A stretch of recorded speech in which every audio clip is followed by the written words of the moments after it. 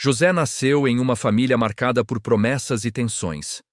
Seu pai, Jacó, também chamado Israel, carregava no coração a memória de encontros com Deus e de uma vida construída entre perdas e vitórias. Sua mãe, Raquel, era a mulher amada de Jacó, a lembrança viva de um amor que custou anos de espera. José cresceu entre muitos irmãos, homens duros, mãos calejadas dos campos, acostumados ao sol, ao peso dos rebanhos e às decisões de cada dia. Mas havia algo diferente em José. Uma sensibilidade que enxergava além. Uma fé silenciosa que não dependia do lugar ou da aprovação dos outros. Ele carregava sonhos. E sonhos, quando nascem do alto, muitas vezes provocam tempestades aqui embaixo. Jacó amava José de forma especial, e essa afeição tomou forma em uma túnica única, uma veste colorida que não era apenas roupa, era um sinal de honra, um gesto de preferência. O tecido brilhava como se dissesse: você é visto, você é amado. Mas cada cor daquela túnica feriu o orgulho dos irmãos, como se fosse um espelho mostrando o lugar que eles achavam que mereciam e não tinham. José começou a falar de seus sonhos. Via feixes de trigo se curvando diante do seu feixe. Via estrelas, o sol e a lua inclinando-se como em reverência. Para alguns, era promessa. Para seus irmãos, era afronta. Quem ele pensa que é? Repetiam em silêncio, enquanto o ciúme se transformava em algo mais escuro. A tensão explodiu em um dia comum, lá nos campos. Os irmãos o viram se aproximando de longe. O plano primeiro foi irracional, tirar-lhe a vida. Mas uma cisterna vazia, uma solução mais fria, acabou sendo o caminho. Eles o despiram da túnica, aquele símbolo de amor, e o lançaram na cisterna. Mais tarde, ao verem mercadores a caminho do Egito, decidiram vendê-lo como escravo. José foi arrancado de sua terra, levado para longe, sem saber se um dia voltaria a ouvir a voz do pai. E então, para dar fim ao assunto e esconder a culpa, pegaram a túnica que tanto odiavam, mergulharam-na no sangue de um animal e a levaram a Jacó. Reconhece? Como se a pergunta fosse um punhal. Jacó reconheceu, e seu coração se rasgou.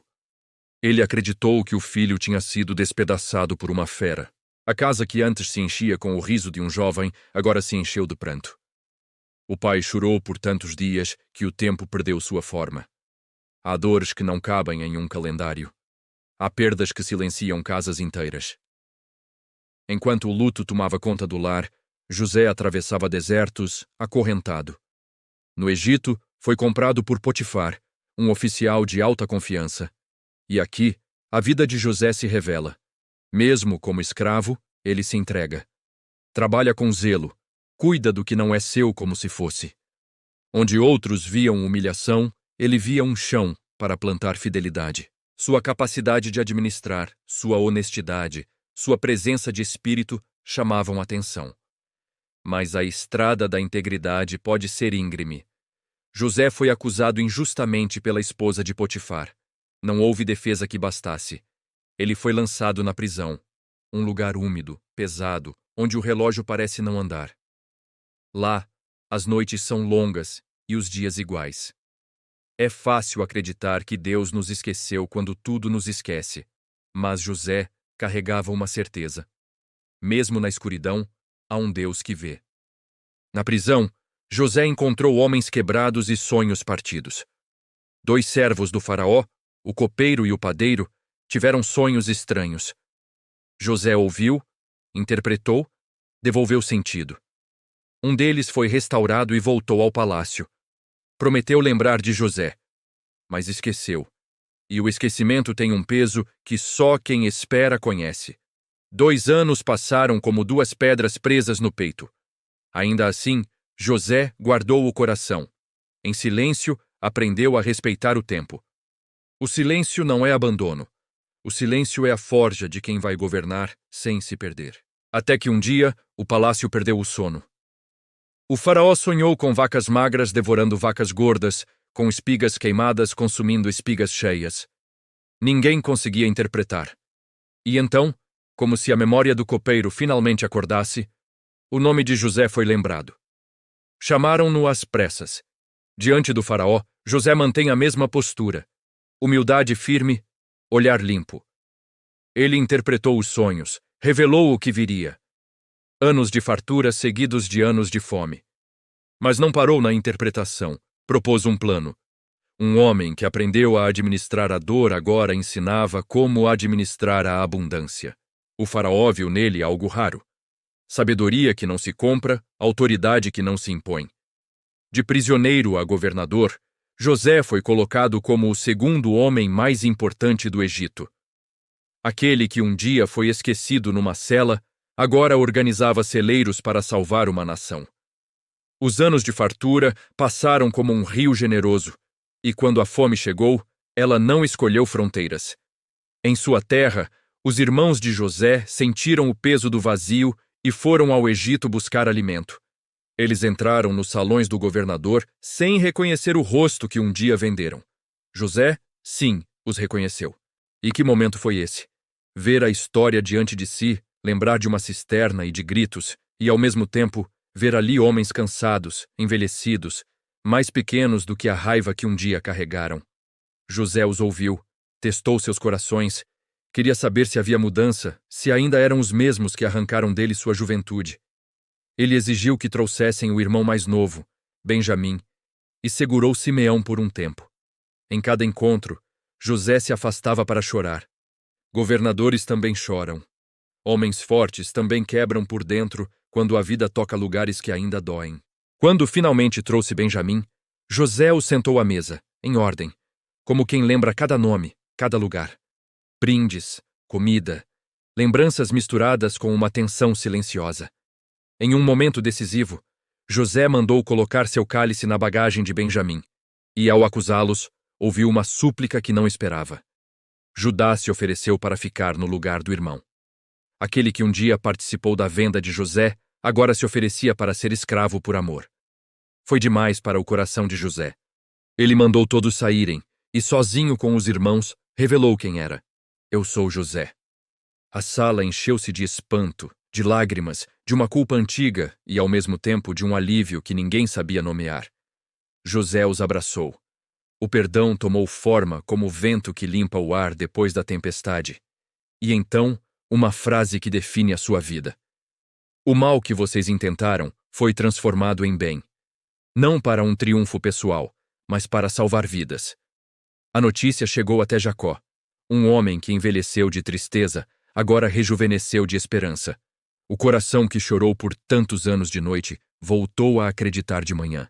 A viagem ao Egito foi mais do que uma travessia de terras. Foi uma travessia de tempos.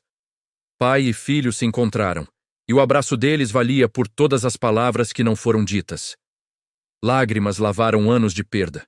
José abriu as portas do Egito para sua família, deu-lhes a melhor terra para viver e se multiplicar. Ele organizou recursos, construiu caminhos, sustentou pessoas. Seu governo não era só eficiência, era compaixão que lembrava a dor e administrava a abundância para que a dor fosse menor. O tempo passou e a vida seguiu seu ciclo. Quando Jacó morreu, o medo antigo voltou ao coração dos irmãos. E se agora José nos punir? Mas José já não vivia prisioneiro do passado. Ele chorou novamente, não pela ofensa, mas pelo coração ferido de quem não conseguia acreditar no perdão. Reafirmou. Tudo foi transformado.